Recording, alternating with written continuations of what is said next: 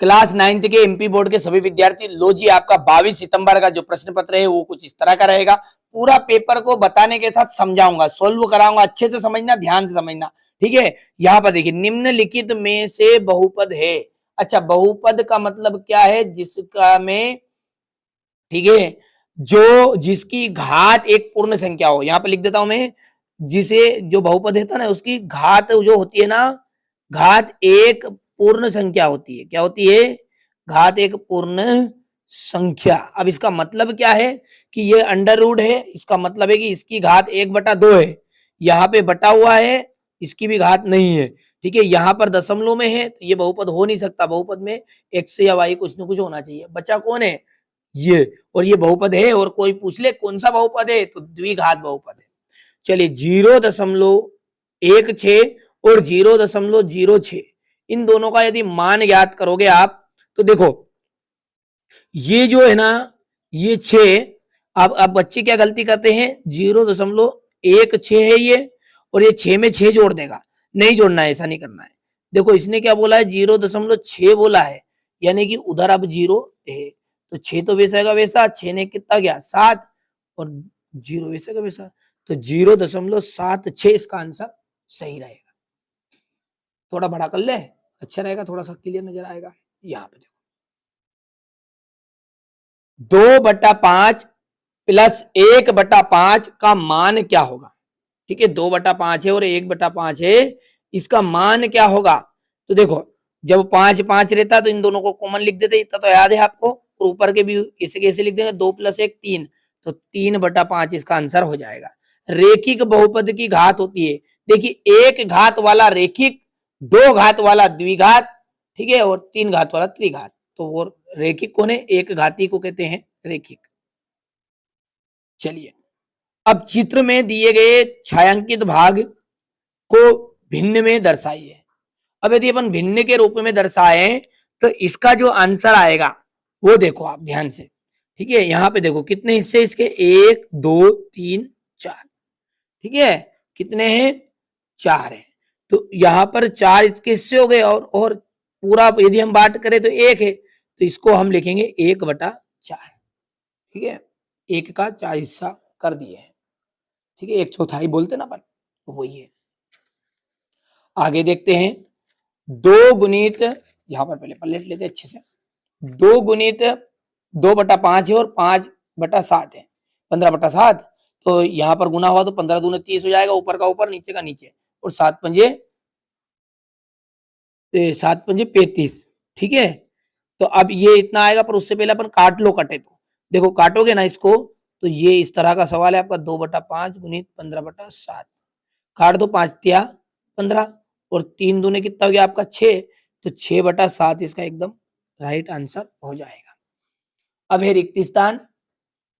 भिन्न जो है 1/4, इसको दशमलव के रूप में दर्शाइए। दशमलव है ना, भाग दे दो आप, तो 4 से भाग दोगे तो भाग गया जिसकी 0, दशमलव लगाई 0 बढ़ाई, तो 10 बन गया, 4 दूने 8 और 4 पंजे 20। 3x² x³ है यहाँ पर, में x² का गुणांक। देखिए अब यहाँ पर ये मिसप्रिंट है, या तो फिर ऐसा आए तो आपको 0 लिखना है, क्योंकि घात 2 तो है ही नहीं। यहाँ पर आ जाएगा आपका ये क्यूब, या फिर इसको स्क्वायर बना लो, स्क्वायर के रूप में आता है परीक्षा में। 3x² में x² का गुणांक क्या है, तो ये हो जाएगा आपका 3, ठीक है। m a की पावर m है इंटू a की पावर n है, हम जोड़ बोलते हैं इसे गुना में घात जुड़ती है। शब्द सुना आपने, गुना में घात जुड़ती है, तो गुना है ये, तो a वैसे का वैसा लिख देंगे और इनकी घातों को आपस में जोड़ देंगे, एक फॉर्मूला भी है। करनी 2 क्या है, एक तरह की अपरिमेय है। क्या है आपकी? अपरिमेय है। बहुपद 2 + 4y एक कौन सा बहुपद है? अभी मैंने बताया जिसमें घात 1 दिखे, वो आपका रेखिक है, तो इसको लिख देंगे अपन रेखिक। आशून्य अचर पद की घात सदैव कैसी होती है? आशून्य अचर पद की जो घात होती है वो सदैव शून्य होती है, क्योंकि शून्य है ये, तो ये हो जाएगा आपका शून्य। ये आपका इतना ऐसा लिखा है, शून्य अचर पद की घात कितनी होती है, ठीक है। अब देखिए 2 की घात 4 का मान ज्ञात करो भैया। 2 की घात 4 यानी कि 2 को कितनी बार गुना में करना है, 4 बार करना है, तो 2 इंटू 2, ठीक है, और 2 इंटू 2 तो 2 दूने 4, 4 दूने 8, 8 दूने 16, इसका उत्तर आ जाएगा। 0.75 में 3 का गुना कर रहे तो 5 तिया हो गया है 15, हासिल आया 1, 3 सत्ते हो गया 21, 21 और 1 हो गया है 22। अब दशमलव लगा दो क्योंकि दशमलव की जगह पे, और 22 से हासिल कितना है 2, तो 0 को आ जाएगा, तो 0 कुछ नहीं होगा तो 2.25 आंसर आएगा। 3 पदों वाले बहुपद को क्या कहते हैं? जिसमें 3 पद होते हैं उसे त्रिपद कहते हैं। एक पद को हम रेखिक बोल सकते हैं या एक पदी बोल सकते हैं। 2 पद वाले को द्विपद कह सकते हैं। आयत के परिमाप का सूत्र लिखो। तो आयत का जो परिमाप होता है ना वो होता है 2 ब्रैकेट में लंबाई प्लस चौड़ाई। बहुपद 5x², आई एम सॉरी, यहाँ पर 5x है, 5x minus 4x² plus 3 equal x का यदि मान 2 होगा, ठीक है, तो क्या होगा, ठीक है, ये सब बोल रहा है वो। अब यानी कि x की जगह पे अपने को कितना लिख देना है, 2 लिख देना है। तो लिखो भैया, पहले यहाँ पर मैंने लिखा 2 हो गया, ये माइनस 4 हो गया, गुणित 2 की घात 2 हो गया, प्लस 3 हो गया। अब आंसर निकालो। देखो 5 दूने तो हो गया 10, बोलो हाँ, माइनस 2 दूने हो गया है 4, और 4 चुक हो गया है 16 प्लस 3, तो 10 और 3 कितने हो गया 13, और ये आपका माइनस का 16 में से 13 घटा लोगे तो माइनस का 3 आंसर आ जाएगा। ठीक है, तो यहाँ पर इसका आंसर कितना है आपका, माइनस का 3 उत्तर रहेगा। ठीक है, ये तो मैंने आपको बताया, ये आंसर पांचवा आपका यहाँ पर लिख रहे हैं 3, ये फिर गिनती लिख देना आप जो लमजम में। आयत का प्रत्येक कोण कितने अंश का होता है? देखिए आयत का जो कोण होता है ना वो 90 डिग्री का होता है। कितने डिग्री का? 90 डिग्री का। अब है जो जोड़ी, और पांचों को हो जाएगा 20, और 20 माइनस से माइनस कैंसिल हो जाएंगे, तो ये हो गया आपका पहला, माइनस का 6 प्लस का 21 है, तो 21 में से 6 घटेगा कि जुड़ेगा आप खुद बता सकते हैं। ठीक है, तो 21 में से 6 घटेगा, और घटने के बाद में जो बचेगा वो बचेगा आपका 15। ठीक है,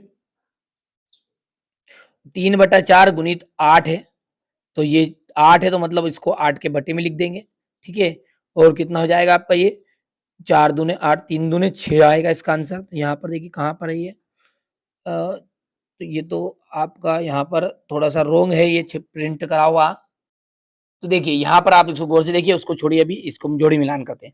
वर्ग का जो परिमाप होता है 4 गुणित भुजा हो गया, 0.1 जो है इसको अपन बटे में ले जाएंगे तो 1/10 हो गया, ये पांचों को 20 हो गया माइनस का, अब बचा ये है, मतलब ये आपका गलत हो गया। अब गलत होके क्या जाएगा, ये देखो 4 दूने 8 हो गया, 3 दूने 6, 6 आंसर आएगा इसका यहाँ पर ये।